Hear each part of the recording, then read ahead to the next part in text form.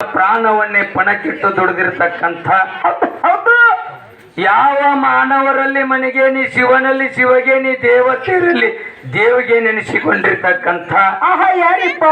ಸೊಲ್ಲಾಪುರ ಜಿಲ್ಲೆ ಮಂಗಳವೇಡು ತಾಲೂಕಿನ ಸುಕ್ಷೇತ್ರ ಹುಲಜಂತಿ ಪುಣ್ಯ ಭೂಮಿಯಲ್ಲಿ ಇಂಬ ಜಾಗ ನೋಡಿ ವಾಸಗೈದಿರ್ತಕ್ಕಂಥ ಹೌದ್ರಿಪ್ಪ. ಇವತ್ತ ಡೊಂಕನಾಡ ದೈಗೊಂಡ ಗೌಡಗ ಕರಿಸಿದ್ದನ ಕಡೆದ ಭಂಡಾರವನ್ನ ಕೊಡಿಸಿ ಡೊಂಕನಾಡ ದೈಗೊಂಡ ಗೌಡನ ಉದ್ಧಾರ ಮಾಡಿರ್ತಕ್ಕಂಥ ಇವತ್ತಿನ ಈ ಹಬ್ಬದೊಳಗ ಮೈಮಾಂತಕ ಮಾಳಿಂಗರಾಯನಾಗಿ ನಂದ್ಯಾಳ ಗ್ರಾಮದೊಳಗ ಇವತ್ತ ಪಾತ್ರದಲ್ಲಿ ವಹಿಸಿಕೊಂಡು ನಿಜ ರೂಪದೊಳಗ ಬೀರದೇವರ ಶಿಷ್ಯನಾಗಿ ಸೇವೆಯನ್ನು ಗೈದಿರ್ತಕ್ಕಂಥ ಯಾವ ನನ್ನಪ್ಪ ಚೆಲುವಂತ ಮಾಳಿಂಗರಾಯನ ಚರಣ ಕಮಲಕ ಕೂಡ ಅನಂತ ಕೋಟಿ ದೀರ್ಘದಂಡ ಪ್ರಣಾಮಗಳನ್ನ ಸಲ್ಲಿಸುತ್ತ ಆತ್ಮೀಯ ಬಂಧುಗಳೇ, ನಂದ್ಯಾಳ ಗ್ರಾಮದಲ್ಲಿ ನಾನ್ ಮಾತಾಡೋದೇನು ಹೊಸದಾಗಿಲ್ಲ. ಈಗ ರಾಜಕೀಯ ವೇದಿಕೆಯೊಳಗ ಬಂದಾಗನು ನಂದ್ಯಾಳ ಗ್ರಾಮದೊಳಗ ಬಂದೆ ಅಂದ್ರ ಮಾತಾಡಕ ಹಚ್ಚತ್ತಾರ ಒಂದ್ ತೊಡೆ ಮಂದಿ ಅದಾರ, ನಾನು ಬಿಡುದೇ ಇಲ್ಲ ಅವ್ರು. ಹೌದ್ರಿಪ್ಪ. ಹಾಡಿಕೆ ಒಳಗನು ನಿಮ್ಮ ಊರಾಗ ಮಾತಾಡೀನಿ. ಇವತ್ತು ಈ ಕರಿ ಕಟ್ಟಿದ ಹಬ್ಬದೊಳಗ ನಾನು ಮಾತಾಡ್ಬೇಕಾದ್ರೆ ಅದು ನನ್ನ ಪೂರ್ವ ಜನ್ಮದ ಪುಣ್ಯ. ಹೌದ್ರಿಪ್ಪ. ಯಾಕೆ ಇದೇ ಮಾತನ್ನ ಹೇಳಕತ್ತೀನಪ್ಪ ಅಂತಂದ್ರ, ಪ್ರಥಮದಲ್ಲಿ ವಡ್ಡಿವಾಲಗ ಶಿವಸ್ಥಾನ ಸತ್ಯ ಸಂಘದೊಳಗ ಮಾತನಾಡಲಕ್ಕ ಕಲಿಯಕ್ಕಿಂತ ಪೂರ್ವದಲ್ಲಿ ನಾನು ಡೊಳ್ಳಿನ ಪದ ಹಾಡಬೇಕು, ಕಲಿಬೇಕನ್ನುವಂತ ತಲಿ ಎಲ್ಲಿದಿಂದ ನನ್ನ ಈ ನಾದ ಎಲ್ಲಿ ಸೇರಿದಪ್ಪ ಅಂತಂದ್ರ ಇದೇ ನಂದ್ಯಾಳ ಗ್ರಾಮದೊಳಗ. ಇವತ್ತು ನಾ ಹಿಂದಿನ ಮೆಲುಕು ಹಾಕಬೇಕಾಗ್ಯದ. ಅವಾಗ ಯಾರು ಹಾಡು ಕಿಲ್ಲಿದ್ದುಪ್ಪ ಅಂತಂದ್ರ ಸಂಕನಾಳ ಗುರ್ಲಿಂಗ ಮಾಸ್ತರ್ನು ಅಗಸ್ಬಾಳ ಒಂದು ಬೇನಾಳ ಈರಾನನ ಹಾಡಿಕಿದ್ದು. ಅವಾಗ ನಾವಿನ ಡೊಳ್ಳಿನ ಪದಾನೇ ಕಲ್ತಿದ್ದಿಲ್ಲ.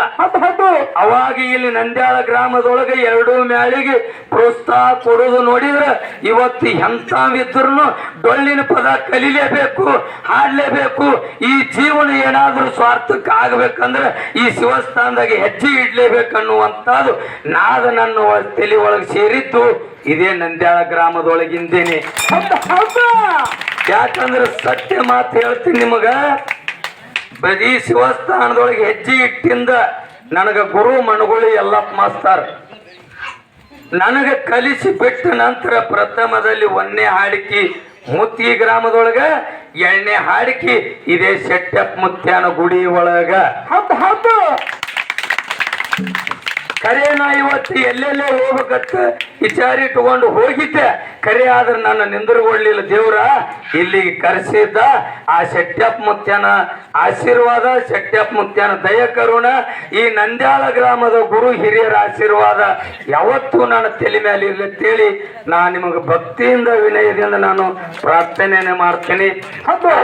ಅದಕ್ಕೆ ಇಲ್ಲಿ ಮಾಳಿಂಗರಾಯನ ಪಾತ್ರದೊಳಗೆ ಸೇವೆಯನ್ನು ಸಲ್ಲಿಸ್ತಿರ್ತಕ್ಕಂಥ ನಮ್ಮ ಹಡಗಲಿ ಮಾಯಣ್ಣ ಪೂಜಾರಿ ಅವರು ಸಾಹಿತ್ಯಗಳು ಹೌದು, ಕವಿಗಾರರು ಹೌದು, ಮತ್ತು ಮೇಲಾಗಿ ನಮ್ಮ ಹಾಲಮತದ ಪೂಜಾರಿಗಳು ಹೌದು, ಮತ್ತು ಅನೇಕ ವಿಷಯಗಳನ್ನ ಚರ್ಚೆ ಮಾಡ್ಕೋತೀವಿ. ಇವತ್ತು ಡೊಂಕನಾಡ ದೈಗೊಂಡ ಗೌಡನ ಹಬ್ಬ ಆಗಲಿ, ಅಕ್ಕ ಮಾಯಮ್ಮ ದೇವಿ ಹಬ್ಬ ಆಗಲಿ, ಅನೇಕ ಹಬ್ಬ ಆಗಲಿ, ಇವತ್ತು ಹಿಂದೆ ನಮ್ಮ ಪೂರ್ವಜರು ನಮ್ಮ ಮುತ್ಯ ಮಾಳಿಂಗರಾಯ, ಬೀರದೇವರ, ರೇವಣ ಸಿದ್ಧ ಇವರೆಲ್ಲರೂ ಯಾವ ಪ್ರಕಾರವಾಗಿ ಎಂದು ಈತರು ಯಾವ ಪ್ರಕಾರವಾಗಿ ಯಾವ್ಯಾವ ವಸ್ತುಗಳನ್ನು ಬಳಸ್ಯಾರ, ಯಾವ ಪ್ರಕಾರವಾಗಿ ಏನೇನು ಮಾಡ್ಯಾರ ಅನ್ನುವಂಥದ್ದು ಜನರಿಗೆ ತೋರಿಸಿಕೊಡ್ಲಾಕತ್ಯಾರಲ್ಲ. ಮಾಳಿಂಗರಾಯನ ಪಾತ್ರ ಮಾಡಿರ್ತಕ್ಕಂಥ ಮಾಯಣ್ಣ ಪೂಜಾರಿಗೆ ಕೋಟಿ ನಮಸ್ಕಾರಗಳನ್ನು ನಾನು ಸಲ್ಲಿಸ್ತಾ ಇದ್ದೀನಿ.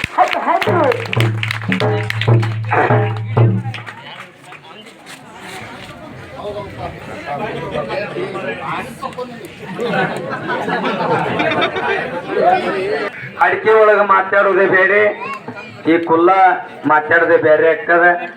ಆದರೂ ನನ್ನ ಪ್ರೀತಿಯಿಂದ ಕರೆಸಿ ನೀವು ಮಾತಾಡಕತ್ತೀರಪ್ಪ ಅಂತಂದ್ರೆ ಇಲ್ಲೇನಪ್ಪ ಅಂತಂದ್ರೆ ಈ ಮನುಷ್ಯ ಹಿರಿಯರು, ಸಾಧು ಸಂತರು, ಶರಣರು, ಮಹಾತ್ಮರು, ಯೋಗಿಗಳು, ತ್ಯಾಗಿಗಳು, ಋಷಿ ಮುನಿಗಳು, ಸತ್ಪುರುಷರು ಮತ್ತು ಅನೇಕ ಮಂದಿ ಗ್ರಂಥಗಳ ಏನ್ ಹೇಳ್ತಾವಪ್ಪ ಅಂತಂದ್ರ ಅಂಡಜ 21 ಲಕ್ಷ, ಪಿಂಡಜ 21 ಲಕ್ಷ, ಜಲಜ 21 ಲಕ್ಷ, ಉದ್ಭಿಜ 21 ಲಕ್ಷ, 83,99,999 ಯವನಿಗಳನ್ನ ಇರುವ ಯವನಿಗಳನ್ನ ತಿರುಗಾಡಿ ಕೊನೆಯದಾಗಿರ್ತಕ್ಕಂತ ಮಾನವ ಜನ್ಮಕ್ಕ ಹುಟ್ಟಿ ಬಂದದ ತಿಳಿಕಿಸಂತ ಹೇಳ್ತಾವ.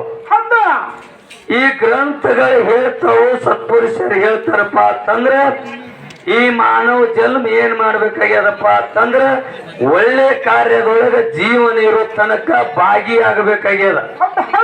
ಅದು ಎಂತದ್ರೊಳಗ ಭಾಗಿಯಾಗಬೇಕು?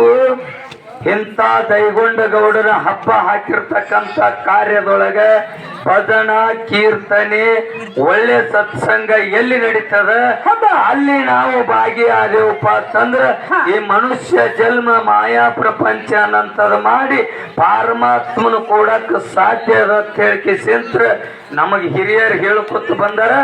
ಗ್ರಂಥಗಳನ್ನು ಕೂಡ ಅದನ್ನೇ ಹೇಳ್ತಾವ. ಹಾಗಾದ್ರೆ ನಮ್ಮ ಟಂಕ ನಾಡದ ದೈಗೊಂಡ ಗೌಡರು ಮಾಡ್ತಿರ್ತಕ್ಕಂತ ಪಾತ್ರವನ್ನ ನಾವು ಎಲ್ಲಾರು ಕೂತು ನೋಡ್ತಿದ್ದೆವು.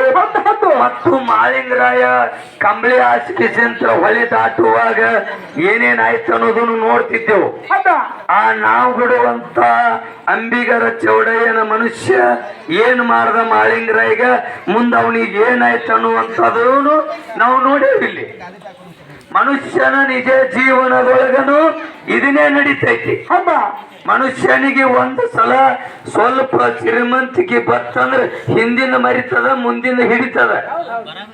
ಹಿಂದಿಂದು ಮರಿತದ, ಮುಂದಿನ ಹಿಡಿತದ. ಅದೇ ಶ್ರೀಮಂತಿಕೆ ಹೊಳೆ ಹೋಯ್ತಪ್ಪ ಅಂತಂದ್ರೆ ಹೊಳ್ಳೆ ಅದು ನೆನಪಾಕ್ಕದ. ಇದು ಮನುಷ್ಯನ ಜೀವನದೊಳಗೆ ನಡೀತಿರ್ತಕ್ಕಂಥ ವಿಷಯ.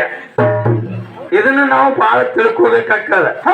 ಅದಕ್ಕೆ ಇಲ್ಲಿ ಏನ್ ಮಾಡ್ಬೇಕಪ್ಪ ಅಂತಂದ್ರೆ ನಾವು ತಿಳಿಯದಂಗೆ ಇದ್ದು ಪ್ರಪಂಚವನ್ನು ಮಾಡಿಕೆ ಸೆಂತ್ರ ನಾವು ಎಲ್ಲರೂ ಪರಮಾತ್ಮನ ಕೂಡಬೇಕಾಗ್ಯದ. ಇಲ್ಲಿ ಶೆಟ್ಯಪ್ಪ ಮುತ್ಯಂದು ಮತ್ತು ಕೊಡೇಕಲ್ ಬಸವೇಶ್ವರ ಶಕ್ತಿ ಬಹಳ ಅದ.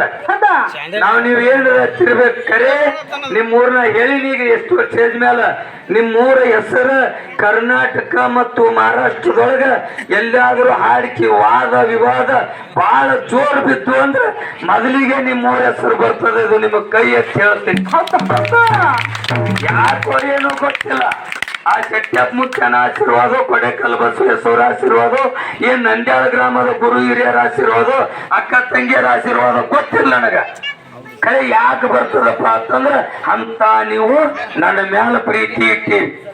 ನಾ ಯಾವುದೇ ಕಾರ್ಯಕ್ರಮದೊಳಗೆ ನೀವು ಬಂದ್ರೆ ನನಗೆ ಎಡ್ಡೆ ಮಾತು ಯಾಕೆ ಹೋಗ್ಲಕ್ಕ ನೀವು ಮಾತಾಡಿಸ್ತಿರಲ್ಲ, ಈ ನಿಮ್ಮ ಋಣ ನಾನು ಎಂದೂ ಮರೆಯೋದಿಲ್ಲ. ನನ್ನ ಜೀವನ ಇರು ತಕ್ಕನು ನಿಮ್ಮ ಊರ ಹೆಸರನ್ನ ಎಂದೂ ಹೇಳೋದು ಮರೆಯಕ್ಕೆ ಸಾಧ್ಯ ಇಲ್ಲ. ಅದಕ್ಕೆ ಬಹಳ ವಿವರಣಾಗಿ ವಿಸ್ತಾರವಾಗಿ ಏನಾದರೂ ಮತ್ತೆ ಸಾರಾಂಶ ಹೇಳ್ಕೊತ ಹೋದ್ನಿ ಅಂದ್ರ ಮಕ್ಕಳ ಈ ಮುತ್ಯಾನ ಜಾತ್ರೆ ಹಬ್ಬ ಅಗದಿ ವಿಜೃಂಭಣೆಯಿಂದ ನಡೀಲಿ ಅಂತೇಳಿ ನನಗೂ ಆಸೆ ಅದ. ನಮ್ಮ ಅಣ್ಣರಿಗೆ ನೀವು ಅಗಾಳಿ ನಕ್ರಿ ಎಲ್ಲಾರು ಕೂಡಿ. ಯಾಕಂದ್ರ ಇಲ್ಲಿ ಹುಚ್ಚಾಗಿದ್ರೇನೆ ಸಭಾ ನಡೀತದ. ಮಾನ ಮತ್ತು ಮರ್ಯಾದೆ ನಾವೇನಾದ್ರೂ ಕಾಯಿ ಕೊಟ್ಕೊತೇವು, ಯಾರ ಏನಾರ ಅಂತಾರ ತಂದು ವಿಚಾರ ಮಾಡ್ದೇವು ಅಂದ್ರೆ ಈ ಸ್ಟೇಜಿಗೆ ಬಂದು ನಿಂದ್ರಕ್ ಸಾಧ್ಯನೇ ಇಲ್ಲ.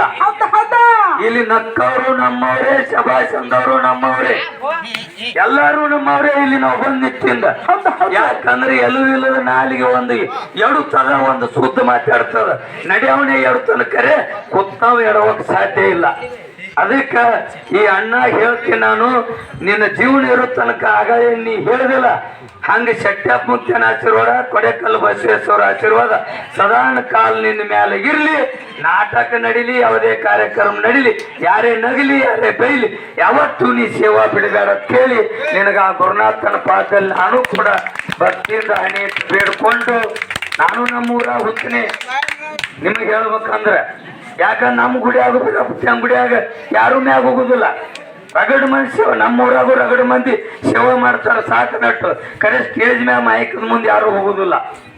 ಅದಕ್ಕೆ ನಾನು ಹುಚ್ಚಿದ್ದಂಗೆ ನಮ್ಮ ಊರಾಗ ಕರೆ ಆದ್ರೆ ನಮಗ್ ಹಂಗ ತಾಳ್ಕೊಳ್ಳೋದಾಗುದಿಲ್ಲ. ಅದು ಏನಾದ್ರೂ ಸತ್ಸಂಗ